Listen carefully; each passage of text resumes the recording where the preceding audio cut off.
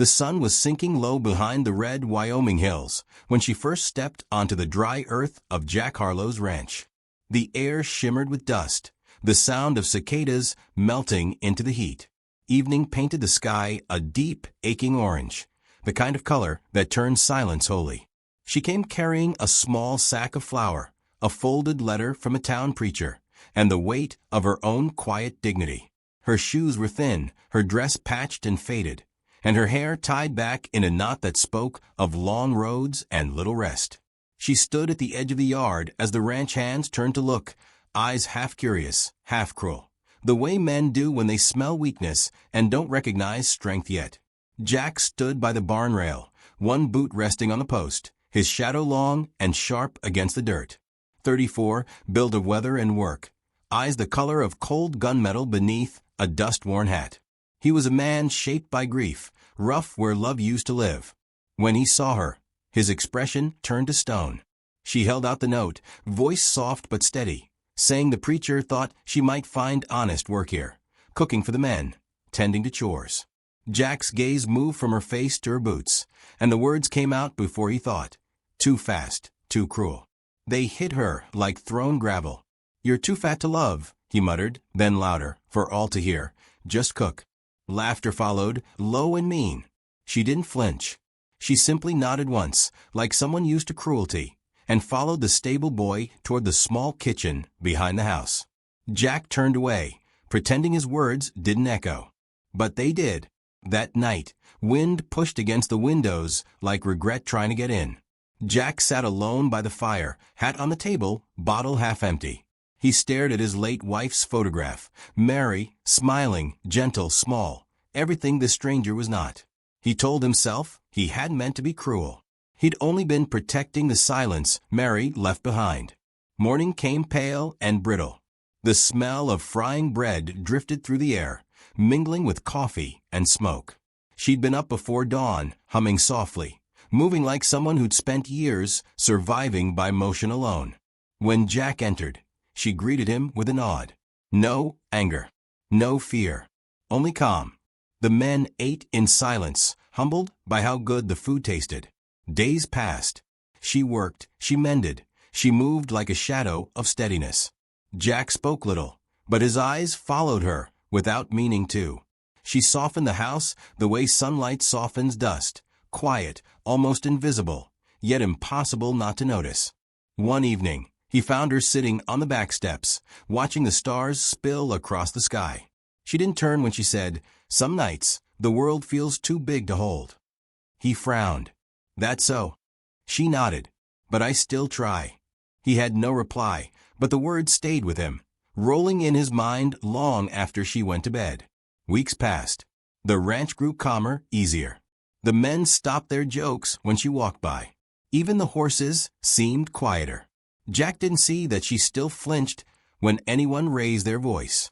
The truth came one stormy afternoon. The sky turned dark like bruised iron, the rain hard and unrelenting. Jack was mending a gate when he heard shouting. Chickens loose in the yard. He stepped out and saw her, running through the mud, apron gathered, full of squawking birds. "Leave them," he shouted. "Get inside." She didn't stop. Lightning split the sky, white and blinding. When he caught her arm, her sleeve slipped back. And there they were, the bruises. Faded yellow near her wrist, deep purple near the elbow. Old pain meeting new rain. She froze. He did too. Who did that? His voice was more growl than speech. She pulled free, trembling. "It doesn't matter," she said. "It's over." But he saw in her eyes it wasn't. It never really was. Something cracked in him that moment. Something pride had built high. He remembered the anger that had once scared his own wife, the regret that came too late. He would not be that man again.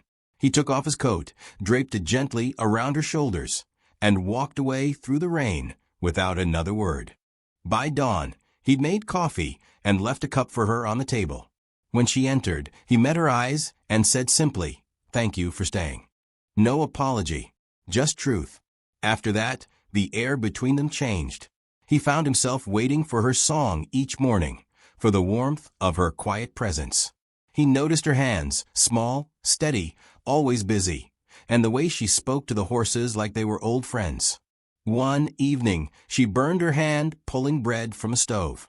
He crossed the room before he knew it, lifted her wrist gently, blowing cool air over the red skin. Their faces were close, too close. The moment hung there, fragile and alive. When he let go, neither spoke. The next morning, she left something on his porch, a small, old music box he hadn't seen since Mary died. She'd found it in the shed, cleaned the rust, wound it gently. A note beside it read, "Music should never die in silence." He turned the key. The soft melody filled the house like forgiveness. He sat down and let it play twice before closing the lid. And for the first time in a decade, Jack Harlow wept. After that, he stopped fighting what he already knew. He loved her, not with fire, but with warmth, steady, quiet, earned. Then came the morning she was gone. Her room empty, her apron folded. On the table, a note. "Thank you for letting me work here. You've been kinder than most."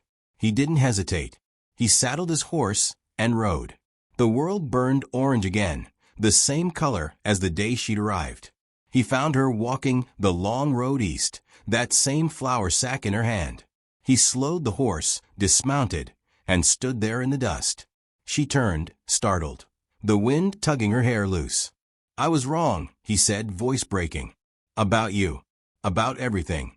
She shook her head, tears rising. "You don't have to." "I do," he said, "because I saw your pain and added to it. I became one of them with my words. You don't owe me forgiveness, but I owe you my heart." Her lips trembled. "I never thought anyone would see me again," she whispered. He took a slow step closer, hand raised just enough to touch her cheek. "Then let me be the fool who finally does." She leaned into his chest, and the whole world went quiet. Only the wind moved, soft, tender, infinite. Later, they stood on the porch together, watching the stars rise over the Wyoming plain. The air smelled of bread cooling and horses settling for the night. He looked at her, and she looked at him, and words are no longer needed. Maybe love, he thought, doesn't come like thunder or gunfire. Maybe it comes softly, like dough rising slow, or music finding its way back into a lonely house. He reached for her hand. She let him take it, and somewhere in the hush of that vast western night, two hearts long starved of kindness began to beat in time again. If you've ever been told you're too much, too little, or not enough, remember, somewhere out there, someone is waiting to see the truth of you. If this story touched your heart, like it, share it, and tell me where you're watching from. Because tonight, under some quiet sky, another soul might need to hear it too. Before you ride off, tell me where in the wide world you're watching from.